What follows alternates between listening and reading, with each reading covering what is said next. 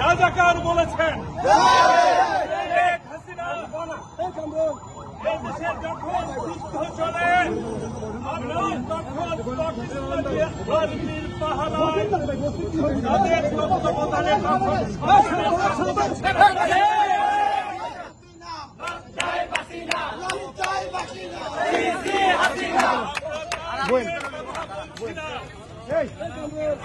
সেখানে কথা বলছি না। আমাদের কথা হচ্ছে আপনি যখন হানাদার বাহিনীর তত্ত্বাবধানে ছিলেন, তাদের পহরায় ছিলেন, তখন কে রাজাকার কে মুক্তিযোদ্ধা তা দেখার সুযোগ আপনার হয় না। আপনি কাউকে রাজাকার বলার কোন অধিকার রাখেন না।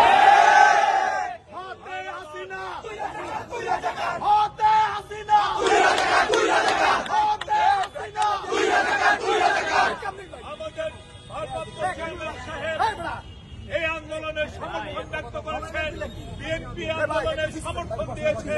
সুতরাং আমরা এই আন্দোলনে আমাদের ছাত্র ভাইদের সাথে আছি।